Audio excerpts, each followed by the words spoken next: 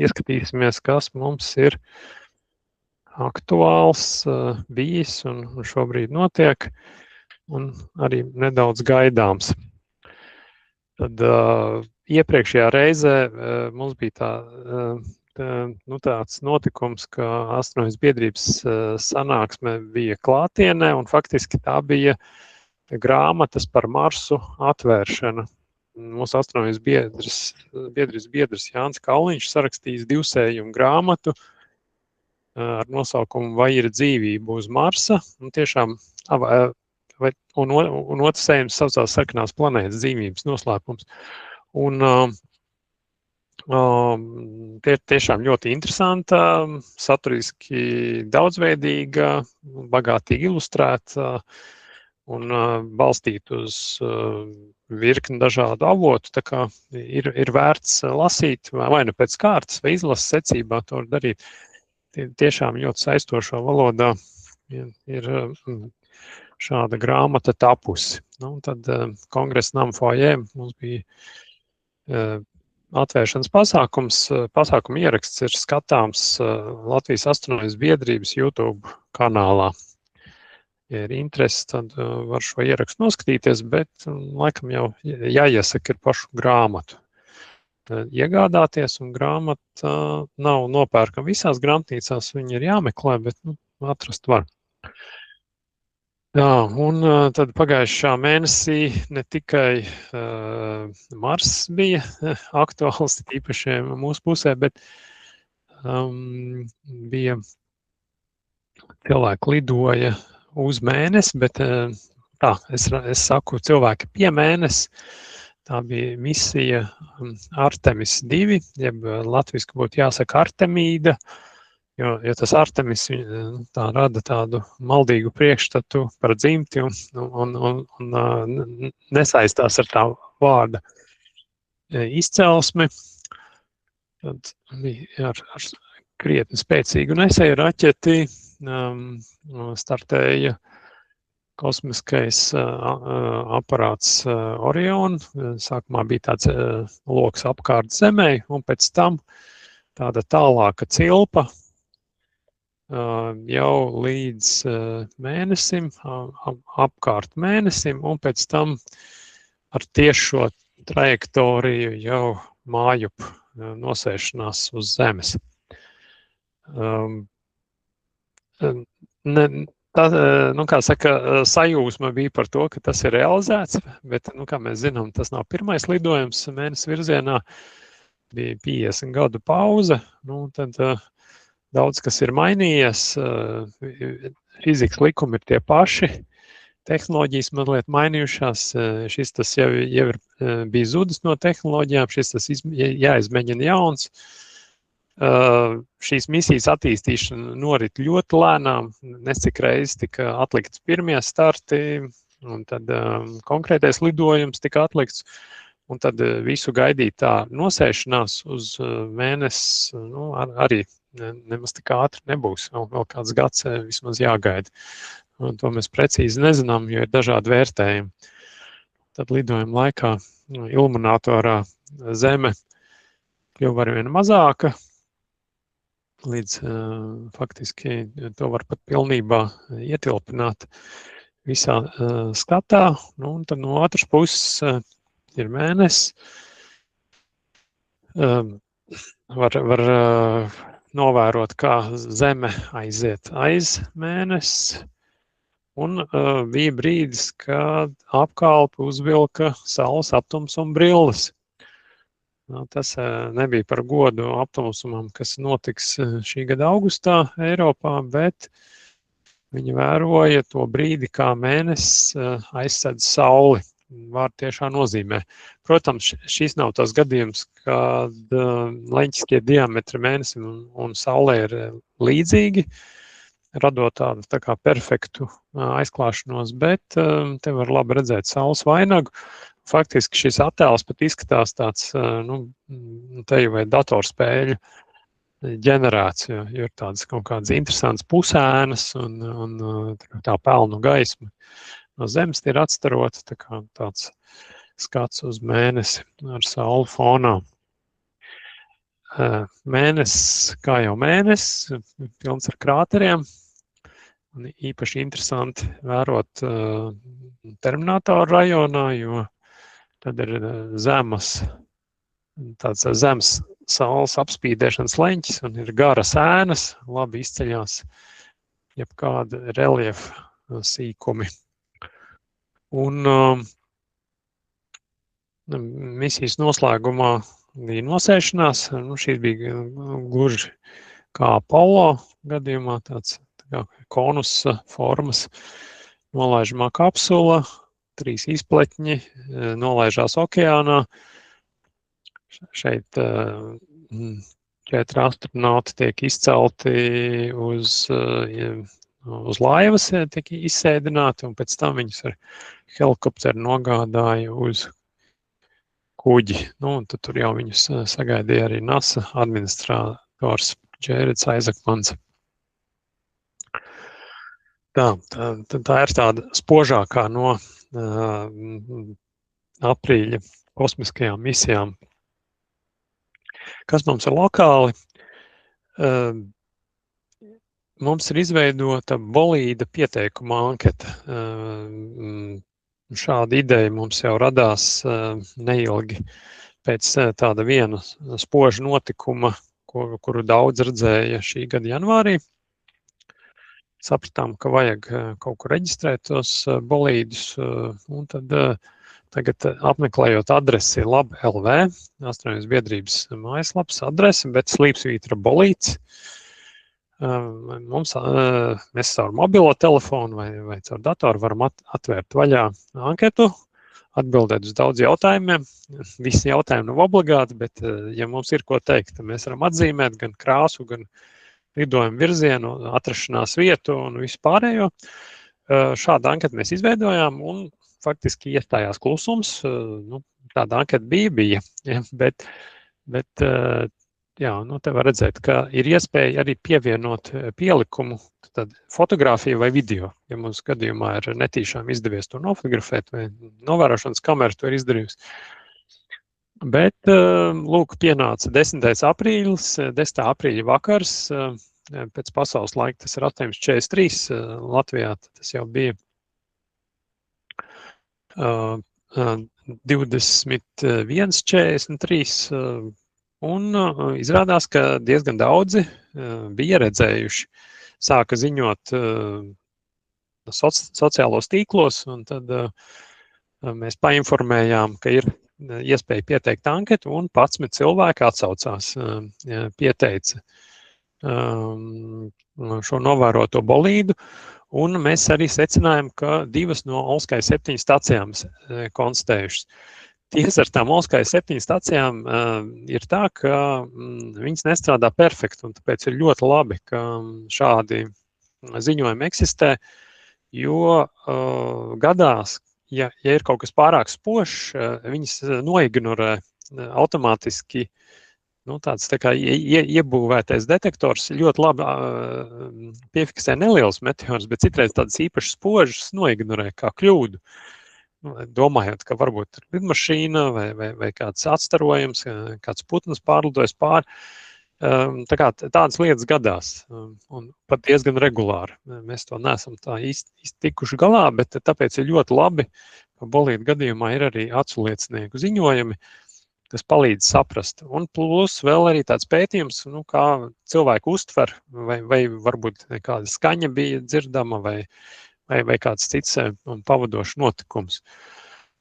Un te ir Kārlis sagatavoja tādu apkopojumu un nosūtīja arī visiem, kuri bija iesnieguši šos pieteikumus un norādījuši savu e-pasta adresi. Tad viņiem ir tāds tā kā kopsavilkums par minēto bolīdu. Tā kā es domāju, tāds labs piemērs jaunai praksē, kā mēs informējam, kā mēs, tā teikt, apusē komunicējam ar tiem, kuri informē mūs par bolīdiem. Tad vēl tāda neliela informācija, ka Olskai 7 tīkls attīstās. Jāsaka, ka viņš tā Lietuvā un Polijā tā no ārpuses pie mums tā pagaidām ir attālu. tās stacijas, bet šajās brīvdienās es personīgi aizvedu staciju, kurai būs koda vārds AMS 32. Tā ir lietota stacija no Vācijas, bet viņa tiks drīzumā uzstādīta 13 km attālumā no Krievijas robežas. Tas būs tālākais novērojumu punkts Eiropā uz austrumiem rēķinot. Un ļoti būtisks arī skata punkts Baltijai, gan arī noderēs Igaunijas virzienā visai Latvijas teritorijai un Lietuvai. Mūsu nākamais mērķis ir kaut kur Liepājas pusē novietot staciju, bet šis būs tāds diezgan būtisks notikums, tā teikt, tāds punkts, lai mēs varētu vēl labāk triangulēt novērotos meteorus, bolīdus, kuri potenciāli varētu izpausties kā kaut kas nokrits meteorīts, jo tas ir mūsu gala mērķis īstenībā atrast svaigi nokrituši meteorīti. Un te tagad es pārslēgšos uz dzīvo skatu, lai parādītu, būs gan, es parādīšu piemērs no vairākām trajektorijām, un parādīšu arī pavisam īsi, ka mums ir izveidota sistēma, to ir programmējis Juris Seņakovs, sistēmai nosaukums ir Hi-Fi Meteors.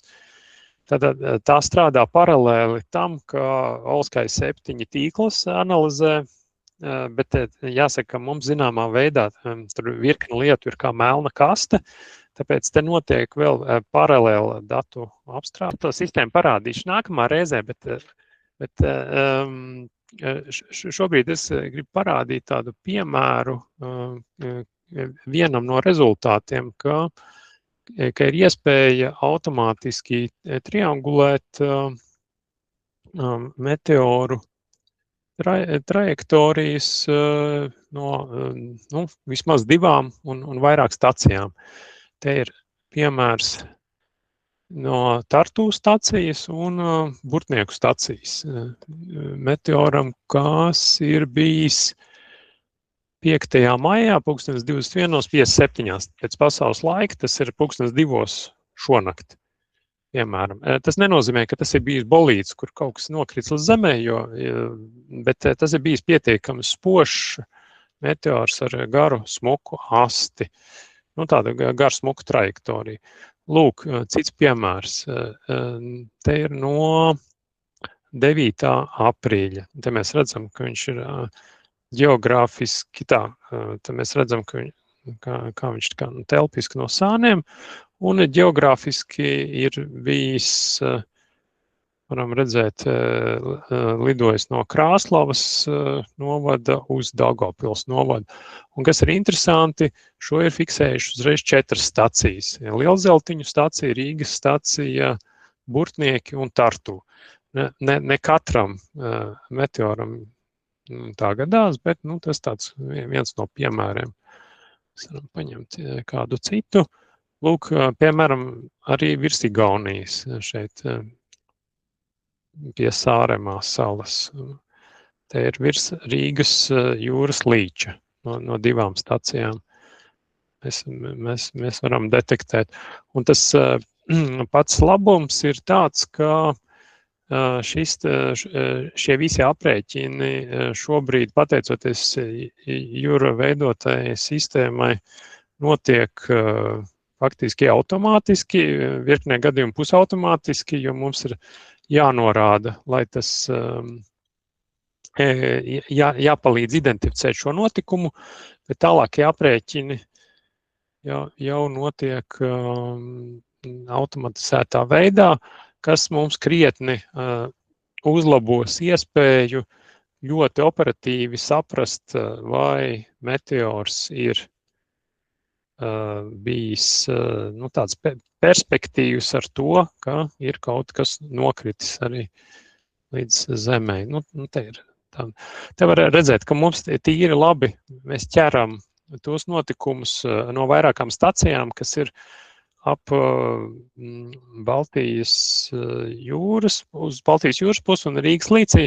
Nu, nav brīnums, jo to aktīvo staciju konfigurācija šobrīd ir šāda tāda, tā kā, varētu teikt, J-burta formā, un tas, kas trāpās šajā rajonā, tur ir daudz lielākas iespējas noķert to notikumu, bet mums ir fiksēti arī gadījumi, kur ir meteori netālu no Gotlandes, tad arī Lietuvas vidienē un Igaunijas vidienē.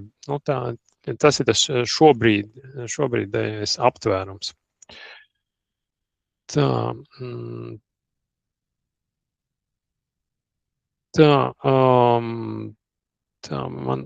Es skatos, Mikus raksta, ka man jau labu laikā AMS ieejot rāda kļūdu, eroru, bet ko līdz izvēlos konkrēti stacijas spiež filtrēt, rezultāts rādās. Labi,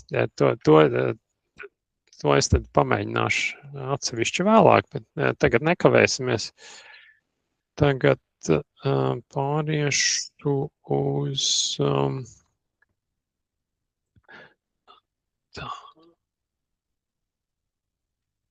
Turpināsim skatīties no punkta dažādi, kas vēl ir apskatāms. Kā jau bija minēts, augustā būs saules aptumsums. Te ir tā, ka Latvijā maksimālā fāze būs 0,84. Pilnais aptumsums, tāds visinteresantākais būs šeit, Atlantijas okeāna ziemeļa daļā, bet tur ir diezgan maz apdzīvot vietu. Tur ir jau visu zināmā Grenlande, varbūt tāpēc tur dažam labam gribas to salu sagrābt. Tad ir Islande, tālāk tiek šķērsot Spānija un noslēgums ir Vidusjūrā. Un jāsaka, ka situācija šeit Spānijas austrumu daļā būs aptuveni līdzīga kā Latvijā, ka Saulē ir aptumsums un uzreiz pēc tam arī viņa noriet. Latvijā pie tam tā situācija būs tāda, ka daļā Latvijas maksimālā fāze, bet tas nebūs pilns, tas būs 0,84, būs tajā brīdī, ka vēl Saule ir virs horizonta, bet Latvijas austrumu daļā maksimālā fāze jau būs aiz horizonta. Te es ar stelārijumu palīdzību mēģināju skatīties tos mirkļus, kad ir maksimālā fāze un kā izskatās no dažādām geogrāfiskām vietām. Te 2 piemēri. Rēzeknē būs tā situācija, ka maksimālā fāze ir tieši, te nevarētu teikt tieši, jo var variēt tas brīdis, kad ir vizuāli redzams saulriets. Bet, tā teikt, plus mīnus tas brīdis, kad ir maksimālā fāze, sakrīt arī ar redzamo saulrieta brīdi. Rīgā maksimālās fāzes brīdī saule būs nedaudz virs horizonta, rietēs kādas minūtes 10 vēlāk. Īpaši radikālas atšķirības fāzē nebūs, bet, jebkurā gadījumā tas radīs ļoti interesantu fotogrāfisku efektu. Ja pamale nebūs apmākusies, es ieteiktu ieplānot interesantu fotorakursu. Un tad tāds apkopojošais skats ir sekojošs. Tur, kur ir zaļais, tā ir daļa, kur maksimālā fāze būs redzama pilnībā. Savukārt, sākot ar Vidzemes daļu, tad faktiski visa Latgale ietilps tajā teritorijā, kur maksimālās fāzes brīdī saule riet, vai viņa būs jau nedaudz paslīdējusi zem horizonta vai pieskarsies horizontam, tad atkarīgs gan no tā vietējā geogrāfiskā novietojuma, gan no atmosfēras apstākļiem. Ja mēs gribam kādu interesantu fotomirkli ķert Kurzemes piekrastē, tad saule vēl būs relatīvi augstu virs horizonta. Un no tādā fotogrāfiskā viedokļa interesantāk to darīt, ja ir kāds priekšmets, attēls vai kāds objekts. tad ar tādu garu teleobjektīvu var kaut ko interesantu noķert. Tā kā, tas ir tāds, varētu būt labs vingrinājums fotografēšanai, bet daudz kas ir atkarīgs no laikapstākļiem un arī veiksmes. Tā, tad tradicionāla informācija, ka mums laiku pa laikam ir radio raidījumā zināmais nezināmajā informācija par kosmosa izpēti un astronomiju, un viena pārēde ir pavisam svaiga, tā ir šodienas pārēde par kosmiskiem klejotājiem, un tad aprīļa 20. datumos, 20. aprīlī bija par Artemis 2 misiju. Joprojām arī aicinu lasīt Zvaigžņoto debesi. Zvaigžņotā debesis vasaras numurs iznāks jūnija sākumā, un žurnāls iznāk 4 reizes gadā. Latvijas Universitātes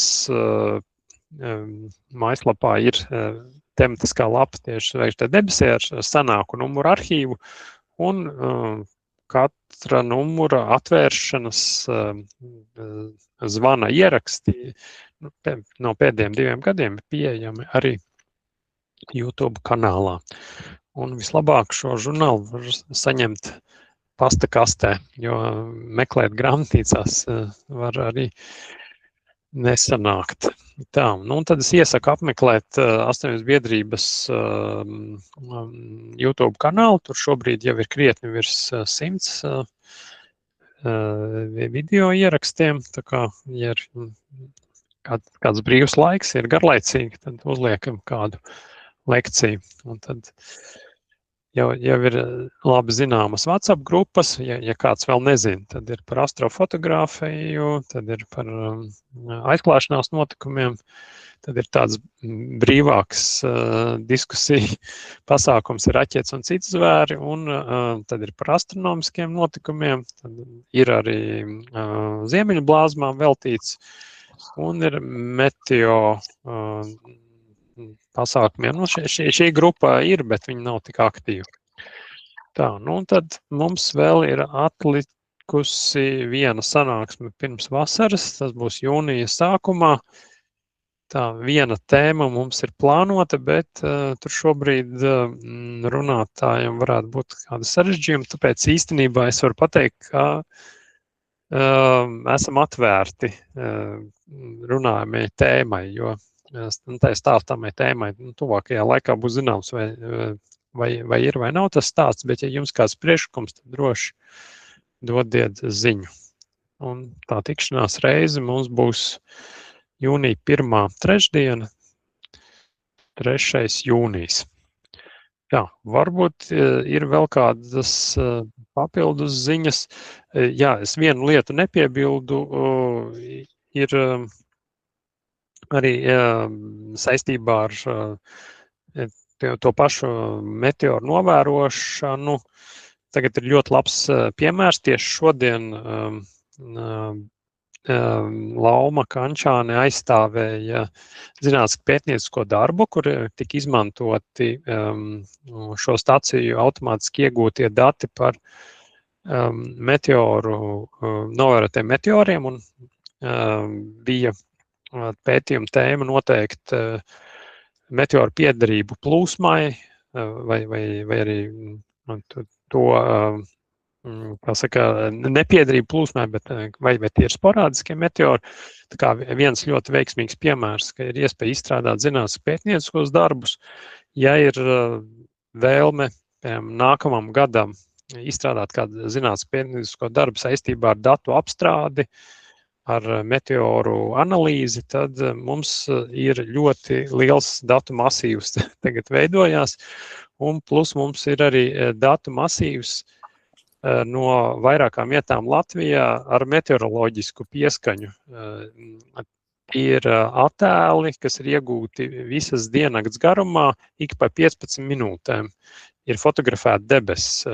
Šeit ir iespēja pielietot vai automatizētu apstrādi vai manuāli, bet kaut kādu varbūt ar mākslīga intelekta rīkus, lai varētu analizēt kaut ko saistībā ar debesu tīrību, mākoņainību, kādiem meteoroloģiskiem efektiem. Tā kā mums šādas datu kopas krājās un esam atvērti sadarbībai dažādiem akadēmiskiem pētījumiem. Jā, es redzu, ir pacelta roka. Lūdzu, Kārli. Jā, tā es vēlos vēl papildināt, piebilst, ka arī šogad Meteorīta muzejs piedalīsies muzeja nakts pasākumos, un tā ir iespēja tātad šajā te vakarā, proti 23. maijā, jau pēc 2 nedēļām, ja, apmeklēt Meteorīta muzeju. Tiesa uzreiz es gribu teikt, ka muzeja nakts laikā tas klāsts, kas ir iespējams apskatīt, ir ne visa ekspozīcija, bet tā teikt, labākā tās daļa, varbūt teiksim tā, kas ir tehniski pielāgojama lielām cilvēku masām. Un būs vairāki pārsteigumi, un kā vienu vēlos minēt, ka šogad būs muzeja nakts laikā apskatām arī Daigas Lapānes grafisko zīmējumu izstāde Sirsnīgais kosmos. Ja? Šķiet, ka Daiga arī šobrīd ir klātesoši mūsu sanāksmē. Tātad aicinu baudīt ne tikai zinātni, bet arī mākslu. Un, jā, tā ir iespēja apmeklēt Meteorīta muzeju bez maksas. Ja. Paldies! Tā, vai ir vēl kādi komentāri, informācija?